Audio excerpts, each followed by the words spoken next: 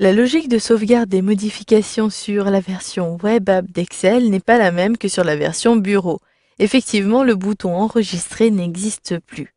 Pour commencer, vous le voyez, j'ai déjà créé un tableur que je désire modifier.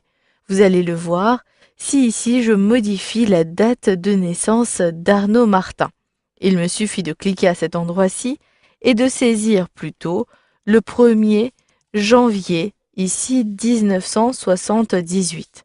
Puis je clique à l'extérieur, la date de modification, la date de naissance a bien été modifiée. Je vais donc pouvoir, si je quitte Excel, retrouver cette date correctement.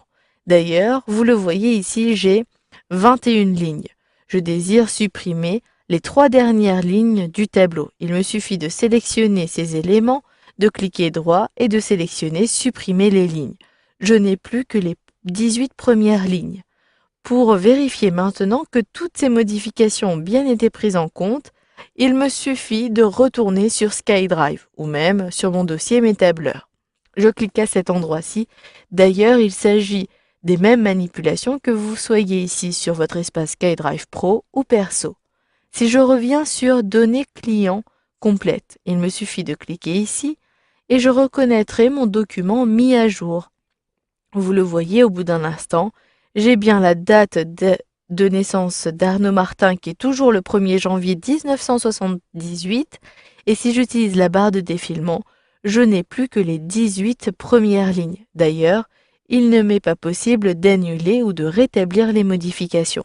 Par contre, vous pourrez tout de même retrouver toutes les modifications en restaurant une ancienne version de votre document. Il s'agit d'une autre formation. Ici, si je désire maintenant sauvegarder ce document sur mon ordinateur, cela est tout à fait possible. Ainsi, je vais avoir une version 1 et une version 2, ainsi de suite. Pour cela, sélectionnez le menu Fichier, puis vous retrouvez ici la catégorie Enregistrer sous. À droite, vous avez d'ailleurs des indications pourquoi le bouton Enregistrer n'existe plus, et ici, il s'agit d'Enregistrer sous. Je clique donc à cet endroit-ci. Il me suffit de saisir le nom de la version de données clients complète. Je saisis ici la version numéro 1.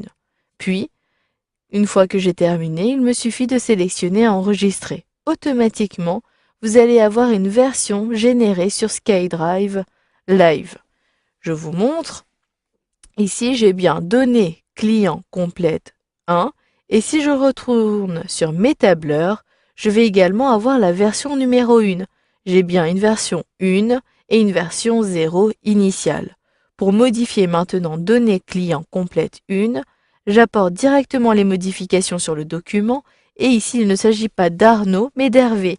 Je saisis donc Hervé à l'aide de mon clavier et je clique à l'extérieur. Je vais donc ici sauvegarder ce document sous la version numéro 2. Il me suffira de sélectionner Fichier, puis Enregistrer sous à nouveau et cette fois-ci, je saisis 2. Dans le cas où vous voulez remplacer les fichiers existants, il vous suffira de cocher cette option-ci. Je clique donc sur Enregistrer et là encore, je suis sur une nouvelle version d'Excel. Vous allez pouvoir également, comme je vous l'ai dit précédemment, sauvegarder ces versions sur votre ordinateur. Il ne s'agit pas d'enregistrer sous, mais plutôt de télécharger, toujours depuis la catégorie Enregistrer sous. Si je clique à cet endroit-ci, vous allez reconnaître, selon votre navigateur Internet, une boîte de dialogue comme celle-ci. Pour ouvrir le document ou l'enregistrer d'ailleurs, je choisis Enregistrer sous. Soit vous allez avoir directement un explorateur Windows, ou encore la sauvegarde s'effectuera automatiquement à l'emplacement de sauvegarde par défaut, notamment, et la plupart du temps, il s'agit du dossier téléchargement. Je conserve ici données clients complète 2 sur mon bureau. Une fois que cela est fait, il me suffit de sélectionner Enregistrer. Je n'utilise pas les options disponibles dans la boîte de dialogue, je sélectionne et je privilégie l'aéropic pour retrouver ma version sur mon ordinateur. Pour compléter le document, il me suffira de double-cliquer dessus et de compléter à partir de la version Application. Attention, les mises à jour ne seront pas faites automatiquement. Il n'y a plus de lien entre la version Bureau et la version SkyDrive. Je clique à cet endroit-ci au niveau de mon navigateur pour retrouver mes différentes versions depuis mon dossier Mes tableurs Excel. Si je compare chacune des versions, en utilisant la touche CTRL de mon clavier et en cliquant, je vais pouvoir ouvrir dans un nouvel onglet ou encore, je peux ici maintenir ces différentes touches enfoncées, puis si je clique, je retrouverai une version d'Excel. Ici, Arnaud Martin apparaît toujours. Et si je choisis maintenant plutôt Données clients, cette fois-ci, numéro 2, je clique à nouveau et je vais retrouver cette fois-ci non pas Arnaud, mais Hervé Martin. Vous le voyez, j'ai bien les différentes versions avec chacune des modifications pour la version. Vous avez donc vu dans cette formation comment enregistrer votre document sous plusieurs versions, comment conserver toutes les modifications et vous avez vu qu'il était possible également de télécharger des versions sur votre ordinateur.